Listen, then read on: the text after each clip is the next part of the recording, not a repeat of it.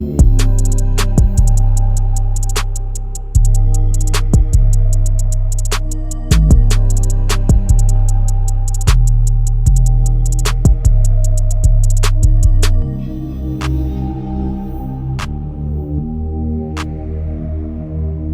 back to the Team to Beat Miami Heat podcast, your one-stop shop for daily Miami Heat content. My name is Amir. For today's episode, I have Martel back on the show. You can find Martel at the Miami Heat Zone podcast. Make sure to go to subscribe to his channel as well. So, Martel, I want to talk about the Boston Celtics real quick and talk about how their whole team and their identity has to change next season, especially with Jason Tatum tearing his Achilles during the playoffs, and he might be out for the entire year next year. And the Boston Celtics are going to be paying $261 million for their payroll. And even if the NBA's cap goes up by 10%, that means that the NBA's salary cap is at 156. So with that, because of them being a second apron team and their penalties, they're going to be paying over $238 million in luxury tax next season. So they're literally going to be paying $500 million next season, which is insane. So this team is going to have to get gutted. And the players that are most likely going to be traded are Jrue Holiday and Porzingas, or hypothetically Jaylen Brown, who is going to be making over $54 million himself. So what are your thoughts on the Boston Celtics situation? And what are your thoughts on the Miami Heat trying to get involved in acquiring any of those players or any of their role players, perhaps, from the Celtics next season? I mean, I know a lot of people they shouting for Jrue Holiday, but it's like we have Jrue Holiday at home and Davion Mitchell.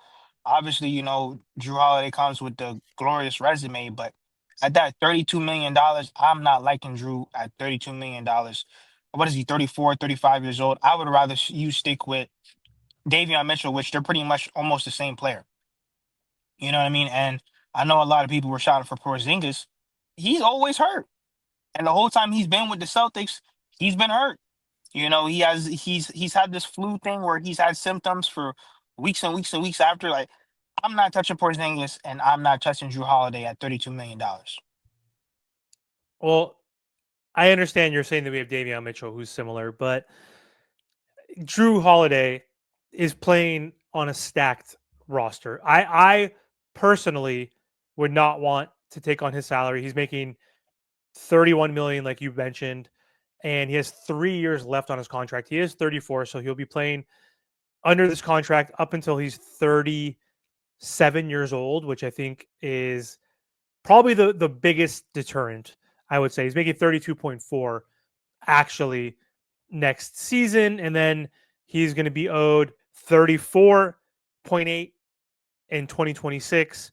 Then he has a player option in 2027 for 37 million. So this is $100 million left for someone who is aging.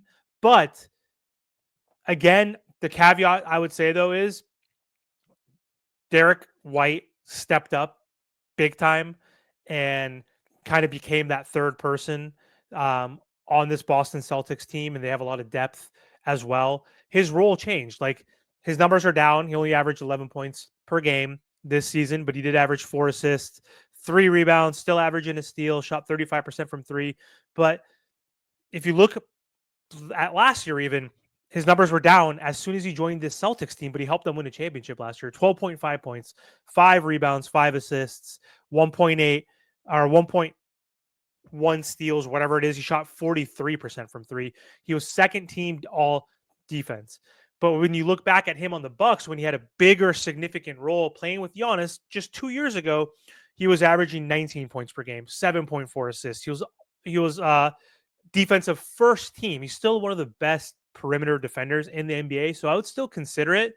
But because of his age, because of that contract price, and because of the years left, I agree with you. I don't think it's worth it. Would you do it though if we're not able to get anybody else? Like, would you do this as a last resort? Because him getting thrusted into this Miami Heat role, I think he's going to be forced to do more offensively. He's capable. We've seen him score 20 points, 22 points per game, and he's an all-star. Like, he's a former all-star. He's an NBA champion. Like, it would be for the defense to pair him with Tyler Hero. That backcourt would be ridiculous. Like, having him and Davion coming off the bench, who's like a mini Jrue. Like, is there any world where you would do it as like a constellation because we missed out on KD, because we missed out on Giannis, because we missed out on whoever else may be available? I mean, it just depends how much he got left in the tank. That's it. How much does he have left in the tank? I mean, like I said, he was hurt like a lot this past season with the Boston Celtics. He's only going to be a year older. And also, too, what do the Miami Heat prioritize in terms of? Remember, we got to get off of Duncan's contract. What are we going to do with Jaime and Jovic? Like, what is the roster construction also going to look like as well? I mean, what do we need? We need scoring, basically, right? Like, so like he helps us more on the defensive end. We were top 9 or 10 in defensive rating last season, like top 5 the season before. Like, defenses are forte, even though it looked like we couldn't play defense, especially in the playoffs this last season. We're still a defensive minded team. Offensive rating, points per game, like, those are the things that we struggle with. So going back to the Porzingas piece, he only played 42 games. Like, this guy is always going to miss 20 to 30 games, it seems like. So you're obviously getting him for a shortened amount of time, which sucks. But he averaged almost 20 points a game last season, 7 rebounds, 2 assists. He still averages 1.5 blocks. He's a good rim protector, shot 41% from 3. And he's on an expiring contract. So, like, what are your thoughts on having him as a rental? It's only 1 year. Like, the Jrue Holiday piece is he's older than Porzingas. Porzingas is 29, I believe. But and he has 3 years and 100 million. But KP only has 1 year left. So, what are your thoughts on him as a flyer? Putting him next to Bam and having Khalil Ware come off the bench, so we have more depth coming off the bench, because we need a backup center. And if Khalil's going to be our starting center, we need a backup anyway. So, what are your thoughts on that, real quick? I know you said no initially, but he is on an expiring, so I think that plays a factor. I mean, if we're going to look at Porzingis, no, let me go get Gafford. I'd rather take Gafford. Gafford said he wants a starting role. I think Daniel Gafford next to Bam Adebayo would be phenomenal. Rim runner, shot blocker. He's a better Thomas Bryant, can play in any system. I've just seen Porzingis. He's been made out of glass for too long. But the only issue with Gafford, though, is his offensive bag. Like, he's going to get you 10, 12 points per game. He's going to get you the rebounds, 7 rebounds per game. He's not going to shoot threes. He doesn't shoot threes. He shot 0% his whole career. He doesn't even take it. He doesn't even attempt threes. So, like, I think he would be a good traditional center coming off the bench. Perhaps I would still rather play Khalil Ware and see, like, unless he's struggling or gets injured or is unplayable for some reason. But that's the thing, though. Like, we need offense. Like, Kristaps gives you 20 points per game. Like, he averages 19.6 per game for his career. And, like, that's the only issue I have with Gafford. I do like Gafford in general, but he doesn't solve the problem. He's younger. He's only 26, but he's been injury prone himself. Like, he only played 50, not too injury prone. He played 57 and like 68 the last 2 years. But it doesn't solve the problem for me. KP does, but again, to your point, he is made out of glass. Like, 42 games, 57, 65, 17, 34, 51, 43, 57. Like, in his youth, he couldn't even stay like on the floor, but he You does give can't you that count on opportunity. him. You can't count on him to be healthy, and that's the problem. Like, Miami already has those issues in the past. We've already dealt with not knowing who's going to be on the floor. How much do they got? No, but, like, bro, at this age, man, you can't trust Porzingis enough to play at least 70 to 65 games, and that's my biggest thing, especially when you're going to be trading pieces. And I just don't see the Miami Heat trading with the Boston Celtics, to be honest with you. I don't either. Do you see, before we close, do you see them trading Jaylen Brown at all for anybody? Not to the freaking Heat, Nah, I think obviously, they're going but to keep Jalen Brown and Derek White, and they're going to continue to just shuffle the deck around those guys until Jason Tatum gets back. yeah, and it can be scary because they can't really tank. I still think the East is so weak that inserting Brown as your number one, who he's capable in a regular season to carry the team. He's not going to carry the team in the playoffs, obviously, but He's good enough to carry this team and you thrust Derek White. Like the NBA is about opportunity. You give guys opportunity. Look at Jalen Brunson. Like he was coming off the bench for the Mavericks for a while. Like he was like kind of like their de facto sixth man. He got an opportunity to be a star with the Knicks. Look what happened. Same with James Harden. Remember James Harden? What was he? What number was he? He was number 3 on that OKC team. Remember, it was Durant, Westbrook, then him. Then he goes, gets his opportunity. It's a different scenario. Obviously, I'm talking about injuries versus a guy going to a new team and being that number 1 option. But Derek White is going to be thrusted into that number 2 role.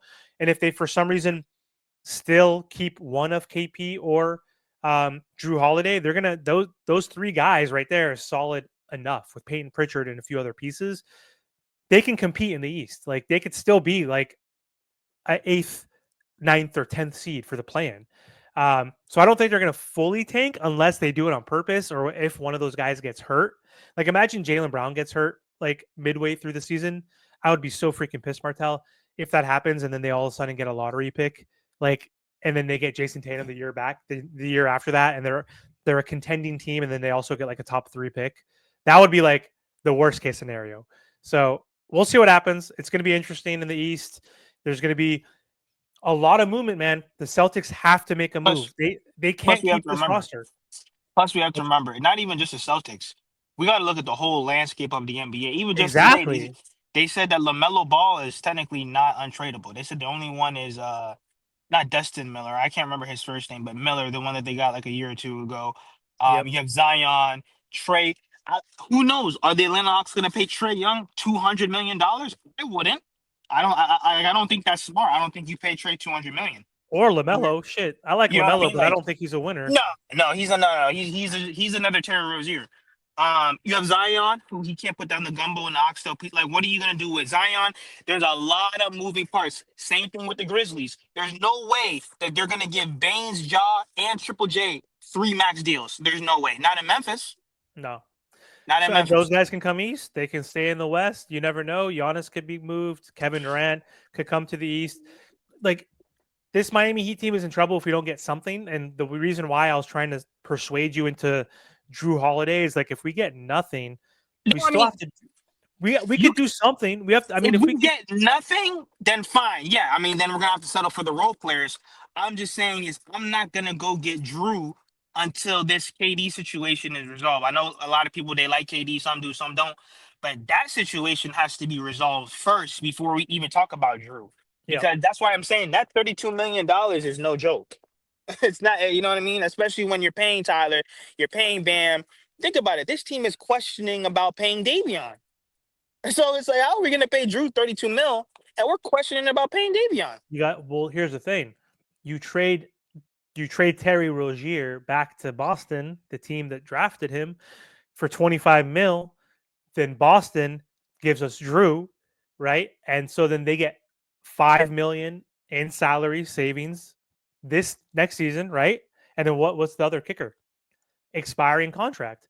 So like in theory, like what's if who that's probably not going to happen, but I'm just saying that that could on paper happen to the Celtics to say, "Hey, give us Drew because he has 3 years, 100 million. You got to get rid of him somehow, unless someone gives you like Cam Johnson from the Nets. You know, like here, he's 22 million. That's going to help them. Obviously, it's a young asset, a good player that can fit on that team that can help them compete and contend the following year. We can't beat that. But if there's nothing for Jrue Holiday out there for some reason, hey, take Terry Rozier. You save 5 million in cap space this season. Plus, he expires. He's off your books. Plus, then that way you don't have to worry about Drew's contract for the next 3 years, right? Then would you do that? The answer is fuck yes, you would, right? I would do that.